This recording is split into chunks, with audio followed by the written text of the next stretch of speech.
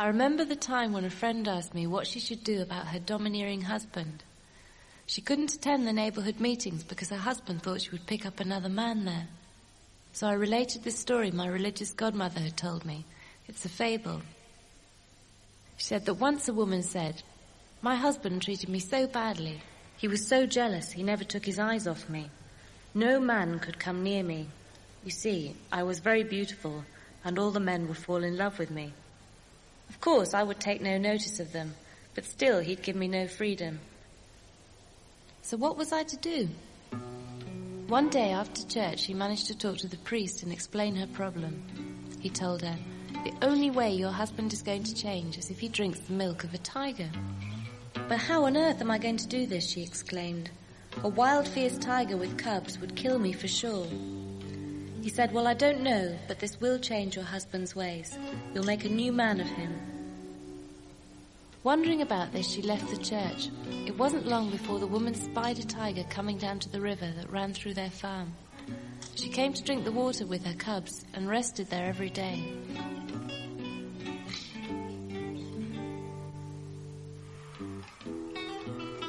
The woman began to leave meat on the riverbank, and as the days passed, she crept nearer and nearer until she had sufficient confidence to stroke the animal as it ate the meat. She then filled the bowl with the tiger's milk. That evening, full of expectations, she gave her husband the milk and waited for the transformation. To her horror, there was no change in him. He was just the same old beast. She rushed back to the priest to ask him what could have gone wrong. "But did you give your husband the milk?" "Yes, I did." "And he's just the same?" "Yes, just the same," she cried. There was a pause, then the old man said, "My dear, don't you see how blind you are? Just think, you have the resources and courage to get close to the wildest beast that easily could have killed you, even so close as to win its confidence and take its milk from the cubs. Yet you cannot tame your husband to make him docile and good.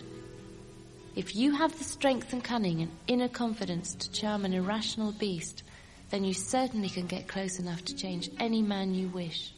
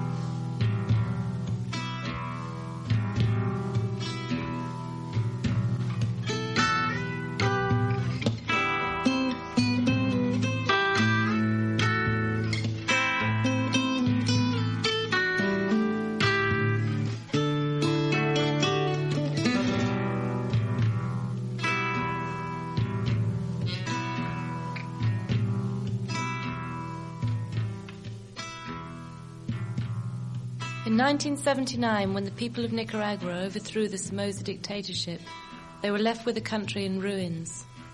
Since then, great advances have been made to rebuild the country. In education, healthcare, land reform, trade union work, and women's rights. Because of these achievements, Nicaragua stands as an alternative example of self-determination to its neighboring countries. This the US government sees as a threat to its domination in the region, and for this is intent on destroying the Nicaraguan revolution. The testimonies and photographs in this film are taken from the book The Tiger's Milk. It shows a transition. As women leave behind isolation and exploitation, they begin to organize collectively. Their emancipation is seen as an integral part of the Nicaraguan revolutionary process.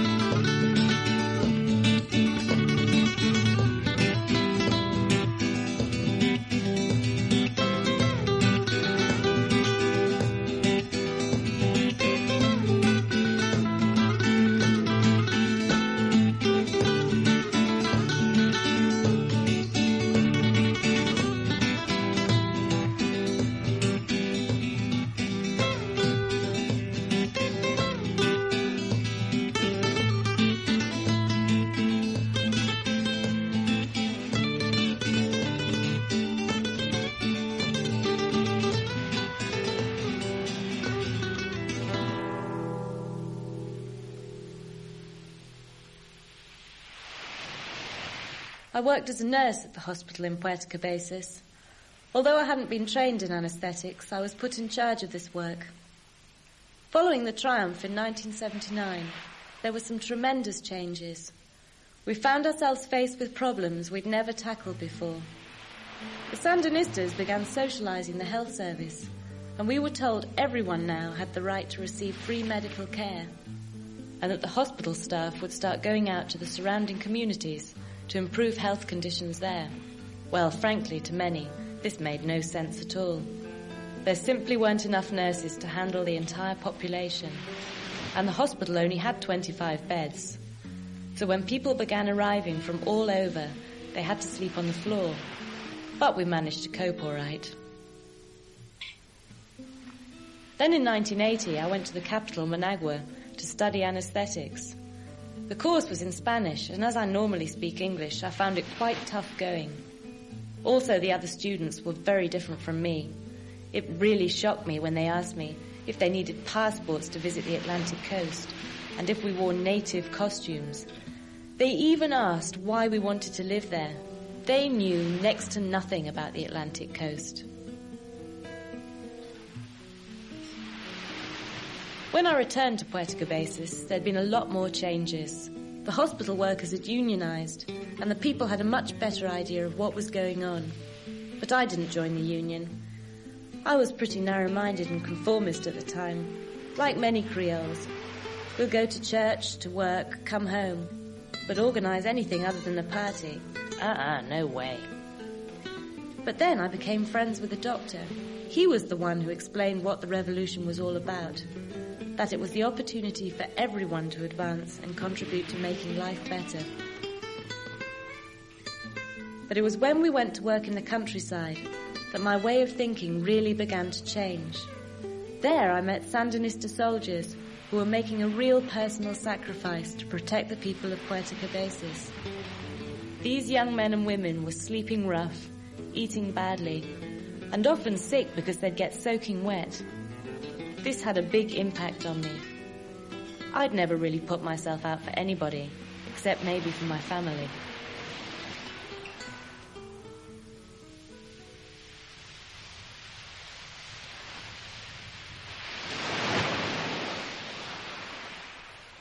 I'm much clearer now about what's happened here on the Atlantic coast. You see, the root of the problem in this region is that people here are divided by what I call class racism.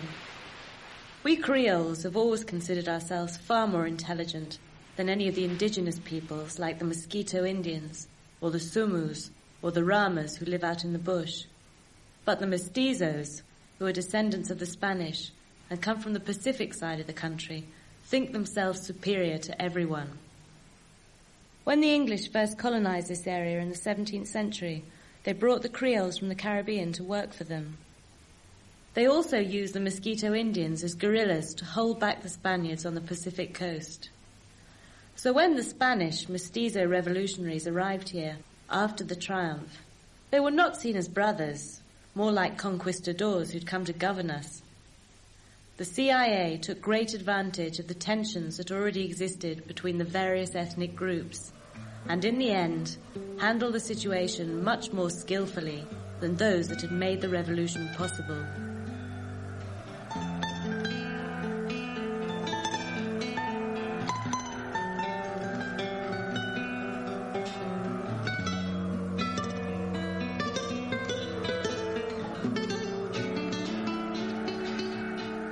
Having convinced the Mosquito Indians that the Sandinistas were bad, that the Spanish never were and never would be their brothers, but always colonialists, they managed to organize them into an armed force to destabilize the new government.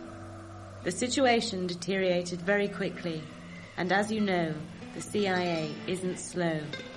They supplied everything to build racial hostility into war.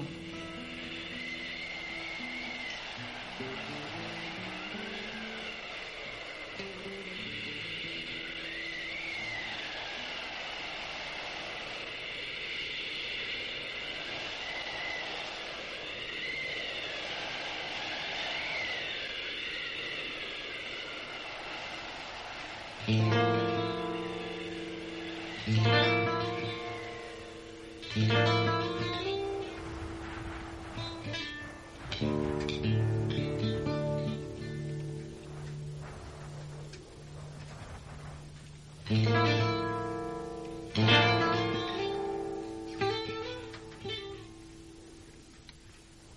remember Father telling us that a long time ago we were free to work the land as far as the eye could see.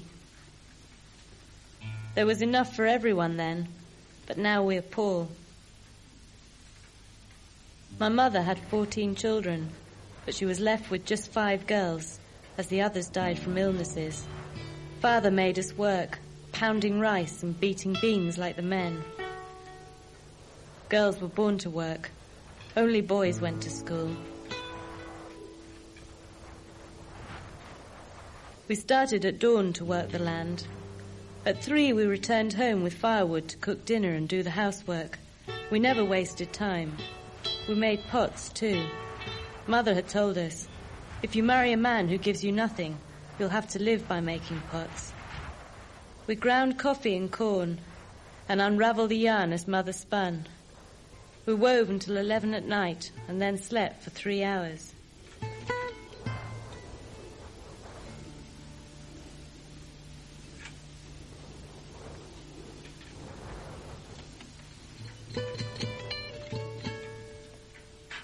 We never sold our woven cloth. We made it into trousers and skirts for ourselves to wear. We used dyes from plants. Yellow, coffee, black and blue were woven into stripes and animal patterns. In January we picked sackfuls of cotton, and by May the harvest was over, ready for planting again.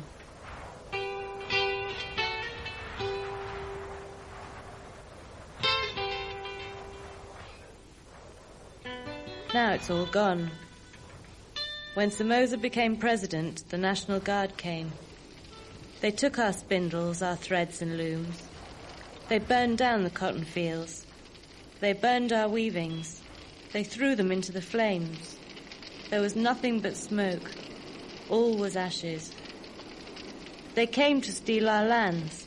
We ran to the mountains. All this because we didn't support Somoza. He wanted to buy our free will. Somoza became the only one, the man who ruled the world.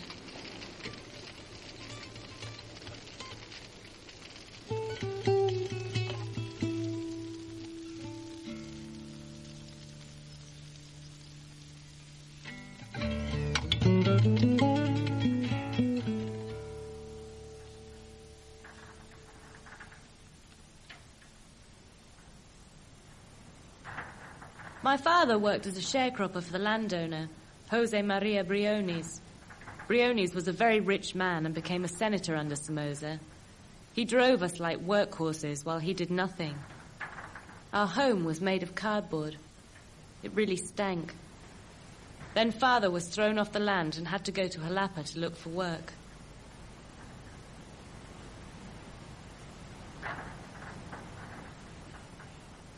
At 17, I left school and married Tacho. The people here didn't approve of the marriage because I was dark and from a poorer family. After 6 months with Tacho's mother, his uncle asked us to work on his farm. There we met Martin Loza, who was a member of the Sandinista Front. He explained a lot about what they were fighting for.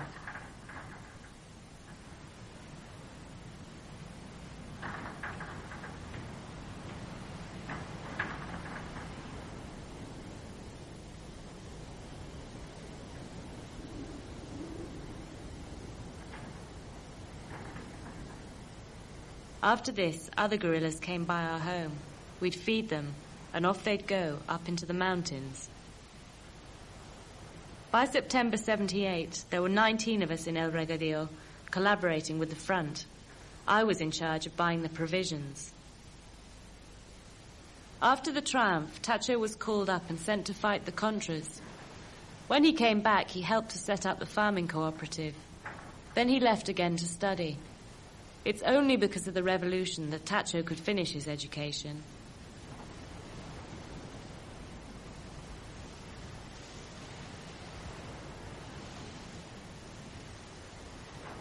Some of us women began working in health campaigns.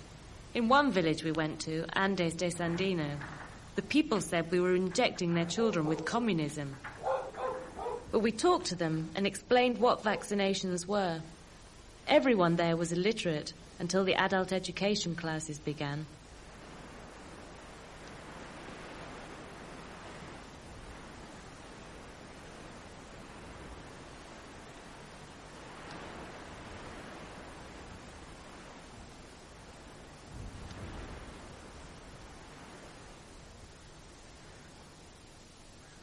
Soon after the triumph, 90 men from the Briones farm invaded his land.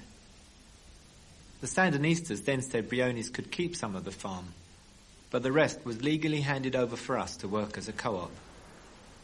The work is hard and some of us aren't in very good health, but it's going okay. Most of us here support the revolution. There's always going to be people who don't agree with the changes, but we don't want to isolate anyone. For instance, when the amnesty was given, we said that anyone who joined the Contras could return and be given the same treatment as the rest of us. In one village near here, out of the 20 men who joined the Contras, 17 came back. That is some achievement. A woman from one of the church organisations came to see us. We talked a lot, and I told her how keen I was to improve health conditions here. So she asked if I'd come on a course about herbal medicine in Managua. Well, I went, and it was really worth it. I learned such a lot, and the organisation arranged for me to go on a second, more advanced course in Mexico. I felt very bad leaving the girls, because Tacho had been mobilised again, so I had to ask Mother to take care of the children. Mexico City is just full of huge buildings and cars. It's very corrupt, and people go hungry. On the buses, nobody talks. It's so quiet you have to get around by reading signposts. But I did meet some very brave people who suffer like us from killings and kidnappings. I learned how the people awoke during the Mexican Revolution, but that their cause was betrayed. I told them in Nicaragua, this is impossible.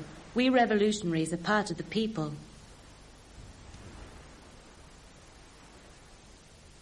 We now have enough cattle in the cooperative to supply meat and milk to everyone in El Regadillo.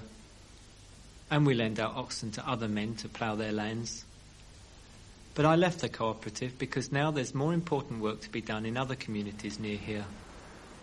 It's intricate work, because many people still aren't involved. For instance, in one village where the men had been given land from the agrarian reform, no one knew how to run a co-op. Some of them got fed up and left, and the 4 that stayed on ended up in a shootout with local farmers after they'd stampeded cattle over their crops. When I went up there to talk about this, they seemed to be really glad to meet me. It's only by living here that one can get to know the problems and come up with the right solutions. You see, this revolution wasn't made for one group to do well at the expense of others. We're doing away with all that. But there's still so much to improve in El Regadillo. Often the village phone doesn't work and the roads are in a terrible state. If the government didn't have to spend over half the country's wealth on defence, by now all the homes would have drinking water and electricity. This war affects us all. I was going to train health workers how to use herbal medicines, but now that Tacho is away, that's become impossible. It would mean leaving the children with my mother, which wouldn't have been fair. So we began a herb garden right here in El Regadillo. It's the first in the region. I've discovered plants here that can cure so many different illnesses, and we've begun collecting information from other women in the area for a book on traditional herbal medicine. The hospital in Esteli has started using these remedies, which helps to overcome the shortage caused by the US blockade. But all this has made me think how much easier it was for Tacho to become involved. He's had more opportunities to study since the revolution. It's the men, rarely the women, who are asked to attend courses. We're still stuck as housewives. Throughout history we've been held back. Even since the revolution, not enough has been done to pull women up. Women are like dry leaves, while men remain free to do as they please. Take my sister. She used to be really involved in health work. But now she's married, her husband completely dominates her, won't even let her out of the house without permission. And this kind of abuse makes a woman neglect and underestimate herself. Men have children with as many women as they can fool. Well, now the laws are changing to try and stop their irresponsibility. What a waste. Without love, our spirit dies, like the dry leaf that falls into water to perish to nothing. Now, if a leaf falls onto the good earth of love and care, it changes into rich soil. Of course, there are couples who work fine together, in the revolution and at home. But in general, it is the men that have the freedom. They'll have to wake up and realize that women too should participate and live life to the full.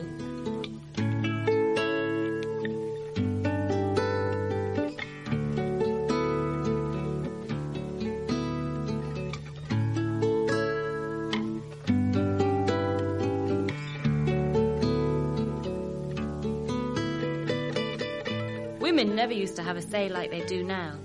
I never spoke up. Now I talk more than a parrot. I'm no intellectual and talk a bit plain, but I even told our commander, Bayardo Arsi, that I thought he was up the spout on women's issues at this year's Women's National Assembly. That would never have happened in Somoza's day. Some common upstart shouting her mouth off. The guard would have beaten the living daylights out of me.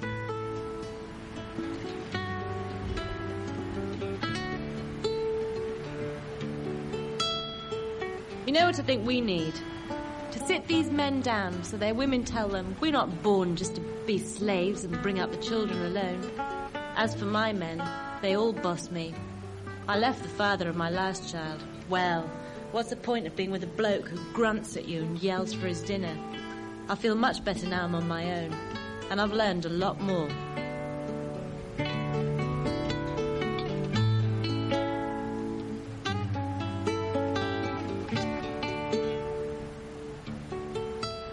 At union meetings, we discuss current events and women's issues. But many women are shy and don't ask questions or say what they want. That's why the union has started a project to deal just with the women workers.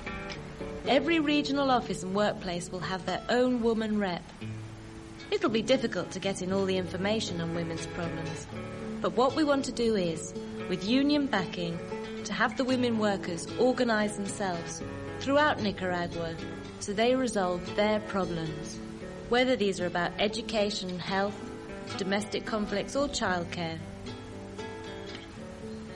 Men union reps tend to ignore the women's problems, even though these may affect their work. Well, we've some very warm-hearted and outgoing women in the union, and they're the ones who can best talk with the women workers and find out what's really going on.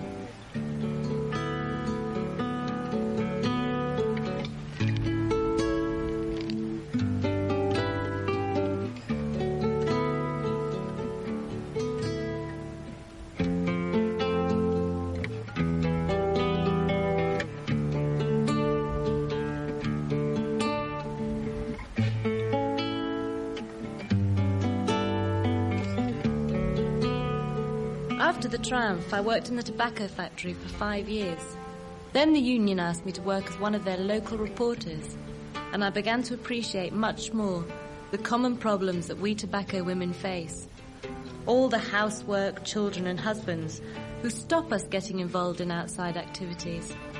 The union's been marvellous, and we made a big effort to build our children's centre. I can't count the times I went to meetings about this in Esteli. And now the children are well cared for, and it stays open extra hours when there's overtime in the tobacco fields. And pregnant women have monthly checkups and get 3 months maternity leave. Here up in Jalapa, most of the men have been called up, and the women have stayed to work on the farms. They do the militia duty there too. Every day we hear shots and mortar fire in the distance, and we've lost some of our men. It's a sad situation. Many of these Contra are just ordinary poor people who've been kidnapped and forced to fight. They're not really our enemy. Also, the economic blockade affects us all, especially because in Nicaragua we can't make all the machines we need, but we won't starve. Tobacco lands are being turned over to corn production, not only for what we need here, but also for the whole country. Because of the war, peasants have moved into the town, and now we've got new settlements around Jalapa.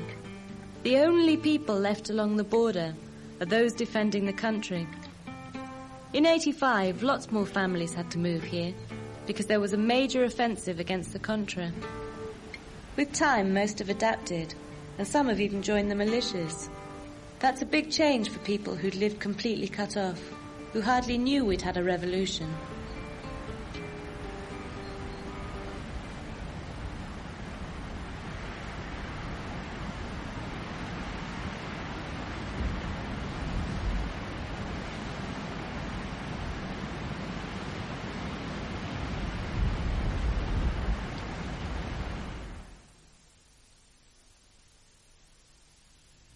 When I joined the Sandinista struggle in 74, I saw this was the key to change. I felt totally committed. As a teacher, I'd felt such anger and sadness to see my pupils arrive at school, faint with hunger. My fears dissolved as this chance to end the people's humiliation became a real possibility. For me, this struggle was the happiest of times. I didn't think I might die, or worse, that my daughter would give her life for the revolution. It's been a bloody and costly struggle. 50,000 killed in the battle to overthrow Somoza, but it was inevitable, as Somoza was supported by the most powerful of nations, the United States. Since the triumph, not only have we suffered from natural disasters, but also this present aggression. Yet we're managing to reconstruct the country. Of course, mistakes are made, but no one can deny our achievements. Only by closing your eyes can you shut out the sun.